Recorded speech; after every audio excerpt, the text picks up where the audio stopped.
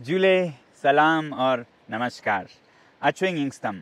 इस बार का अंक हम करेंगे हिंदी में या हिंदुस्तानी में, क्योंकि आज 4 अगस्त है और कल 5 अगस्त को लद्दाख यूनियन टेरिटरी के बनने का 5वां सालगिरह होगा। जश्न मनाए जाएंगे, तकरीरें होंगी, भाषण होंगे अधिकारियों द्वारा, मगर इस सब के बीच में आम लोग जो लद्दाख के हैं वो क्या सोचते हैं यूनियन टेरिटरी के बारे में, इसके फ़ायदों के बारे में, ये भी समझना बहुत ज़रूरी है। और हिंदी में इसलिए कर रहा हूँ कि ये जो जवाब हैं लोगों के दिलों के, वो हमारे अधिकारियों, हमारे नेताओं तक, दिल्ली तक पहुँचे। इसलिए हर साल की तरह मैं इस बार भी जो यूटी लद्दाख है उसके कारकर्दगी पे, परफॉर्मेंस पे, फ़ायदों पे, लोग कितने खुश हैं, नाखुश हैं, संतुष्ट हैं या असंतुष्ट हैं, ये जानने की हम फिर एक बार कोशिश करेंगे। और पिछले 3 सालों की तरह ही इस बार भी मैं चाहूँगा कि आप सब यूटी लद्दाख के कारकर्दगी, खुश हैं कितने, नाखुश हैं कितने, इसे जताने के लिए 5 में से आप नंबर देंगे। बहुत ज़रूरी है कि आप में से सब इसमें हिस्सा लें, लेह से, कारगिल से, तमाम लद्दाख के हर हिस्से से, और अपना ख्याल इज़हार करें नंबर देकर 5 में से, ताकि सभी को ये पैगाम पहुँचे कि क्या ठीक है और क्या बेहतर करने की ज़रूरत है। ये इसलिए नहीं कर रहे हैं हम कि किसी का तिरस्कार करें, अपमान करें, ये इसलिए कर रहे हैं कि अधिकारियों को, नेताओं को, सरकार को पता चले कि लोगों का क्या राय है, ख्याल है यूटी लद्दाख के बनने पर। तो इसलिए हम चाहते हैं कि आप में से सभी इसमें हिस्सा लें और बढ़ चढ़कर अपने ख्यालात का इजहार करें नंबर्स में। पहले तो ज़रा समझें कि 5 में से ये जब आप नंबर देंगे तो इसका मतलब क्या होगा। यहाँ देखते हैं हम 5 में से 5 का मतलब होगा सबसे बेहतरीन, सबसे ऊंची सीढ़ी, यानी कि आउटस्टैंडिंग, बहुत ही उम्दा। और फिर 5 में से 4 का मतलब होगा बहुत संतुष्ट हैं हम। 5 में से 3 का मतलब होगा हम संतुष्ट हैं। 5 में से 2 का मतलब होगा हम असंतुष्ट हैं। 5 में से 1 का मतलब होगा दुखी हैं हम। 5 में से 0 देते हैं तो मतलब है जिक्र ही क्या करें, हम नंबर दें तो क्या दें, बहुत दुखी हैं हम। चलिए इस 0 से 5 तक नंबर देकर हम जताएं अपने ख्यालों को, अपने खुशी या नाखुशी को। और ये जो नंबर की बात कर रहा हूँ मैं, ये आप देंगे नीचे कमेंट्स में, और इन कमेंट्स को जब हमारे नेता, हमारे अधिकारी, हमारी सरकार पढ़ेंगे तो उन्हें समझ आएगा कि जनता कितना खुश है, नाखुश है, और हम भी इसे एनालाइज करके डाटा के हिसाब से भी प्रस्तुत करेंगे। मगर ज़रूर ये वीडियो देखने के बाद आप नीचे कमेंट्स में अपने नंबर ज़रूर दीजिएगा। अब किस हिसाब से नंबर देना है, इस पे अगर मैं आपको कहूँ तो हम ये सोचते हैं कि आप इस यूटी लद्दाख को एक तो डेवलपमेंट पे ज़रूर आंकें, क्योंकि डेवलपमेंट हुआ है ऐसा काफ़ी कहा जाता है और बहुत कुछ आप देख भी रहे हैं। तो डेवलपमेंट पे ज़रूर आंकें कि इस यूटी के बाद जो डेवलपमेंट हुआ उस पे आप कितना खुश हैं। और फिर सिर्फ डेवलपमेंट काफ़ी नहीं है, जनता की आवाज़ यानी कि डेमोक्रेसी भी ज़रूरी है। तो लोगों की आवाज़, लोगों को बोलने का हक, उन्हें अपने ख्याल इजहार करने का हक, कैसे लद्दाख को चलाया जाए, इसमें कितने खुश हैं आप, डेमोक्रेसी कितनी है लद्दाख में। तो डेवलपमेंट के बाद डेमोक्रेसी पे भी आप आंकें। और फिर तीसरे नंबर पे जो सेफगार्ड्स हैं, एनवायरमेंटल सेफगार्ड्स, लद्दाख के पर्यावरण के संरक्षण के लिए क्या हो रहा है या नहीं हो रहा है। और फिर चौथे नंबर पे आप ज़रूर रोज़गार पर, एम्प्लॉयमेंट या अनएम्प्लॉयमेंट पर आपके क्या ख्याल है। आप चाहें तो इन चारों को लेकर एक साथ 5 में से नंबर दे सकते हैं। अगर आप एक एक पे नहीं कर सकते हैं तो इन चारों को ख्याल में रखते हुए डेवलपमेंट, डेमोक्रेसी, सेफगार्ड्स और एम्प्लॉयमेंट, या फिर आप इनमें से एक एक पर भी दे सकते हैं। आप में से जो सक्षम हैं, काबिल हैं ऐसे देने के लिए, तो आप डेवलपमेंट पे 5 में से कितना देते हैं, डेमोक्रेसी पे 5 में से कितना देते हैं, एनवायरमेंटल सेफगार्ड्स पे कितना देते हैं, और फिर एम्प्लॉयमेंट पे कितना देते हैं। चाहें तो आप ये टाइटल्स, नाम लिख के अलग अलग दे सकते हैं, या चाहे इन चारों पर आपका कुल ख्याल कैसा है वो इजहार कर सकते हैं 5 में से नंबर देकर। तो उम्मीद करते हैं कि आप में से बहुत से लोग, लेह से, कारगिल से, पूरे लद्दाख से, लद्दाख में रहने वाले लोग अपने ख्यालों का इजहार करेंगे एक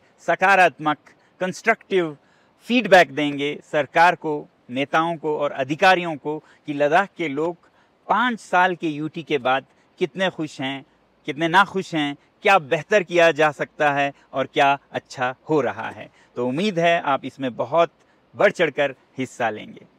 अब जाते जाते आप में से कईयों ने ये पूछा है हमें कि हम ये जो अनशन है 15 अगस्त से करना चाहते हैं और क्यों करना चाहते हैं। सबसे पहले तो ये बता दें कि अनशन करने का मुझे कोई शौक़ नहीं है, ना ही मैं चाहता हूँ कि अनशन करना पड़े।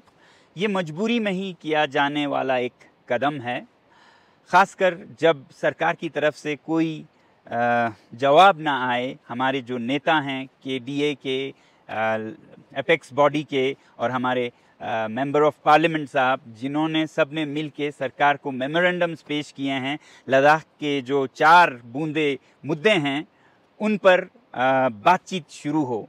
तो अगर वो शुरू हो जाते हैं, जिसकी हमें उम्मीद है और हम दुआ करते हैं, प्रार्थना करते हैं, अगर वो शुरू हो जाते हैं, बैठक के बारे में न्योता या इनविटेशंस आते हैं, तो ऐसा करने की हमें ज़रूरत नहीं पड़ेगी, हमारी यही उम्मीद है।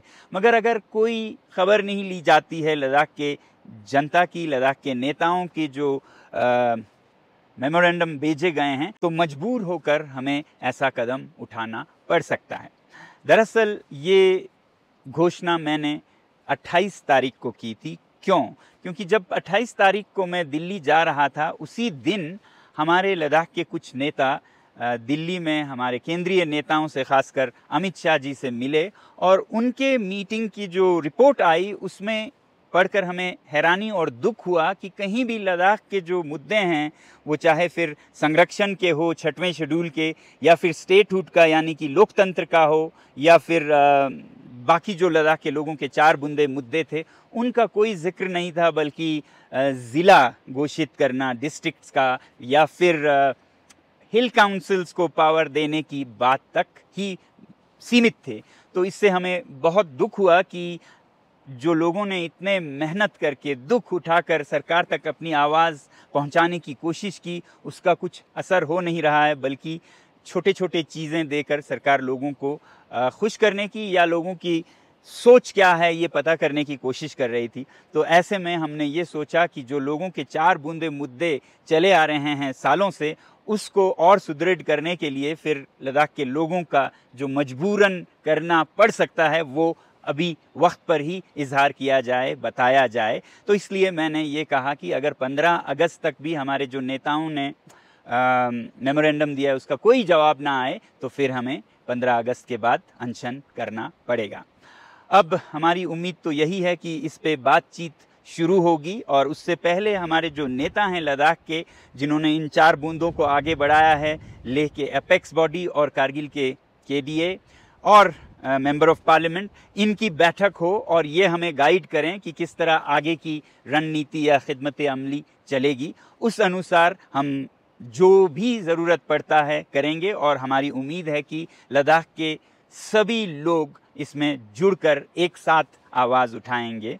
और अगर ऐसा कोई न्योता नहीं आता है, इस पर कोई गौर नहीं किया जाता है, और जैसा आप देख रहे हैं लद्दाख का पर्यावरण बिगड़ता जा रहा है, कहीं बाढ़, कहीं गर्मी, ऐसे ही हिमालय भर में जो अफरा तफरी तबाही मच रही है, उसको देखते हुए सिर्फ सरकार को ही नहीं बल्कि नागरिकों को, जनता को भी हमें अपील करने की ज़रूरत है कि वो बड़े बड़े शहरों में अपना जीवन ऐसे जिएं कि जिससे कि पोल्यूशन और एमिशन कम से कम हो और हमारा पर्यावरण न बिगड़े। क्योंकि सिर्फ सरकार से ही हमारी मांग नहीं है, हमारी मांग है बड़े बड़े शहरों में रहने वाले लोगों से भी, या जो बिजनेसेस हैं, जो उद्योगपति हैं, उनसे भी, कि आप ऐसे ना करें अपना बिजनेस और अपना जीवन शैली या जीवन यापन कि जिससे खासकर पहाड़ों का संतुलन पर्यावरण का बिगड़ जाता है और यहाँ के लोगों को फिर भुगतना पड़ता है, ये सज़ा आने वाले पीढ़ियों को भुगतना पड़ता है।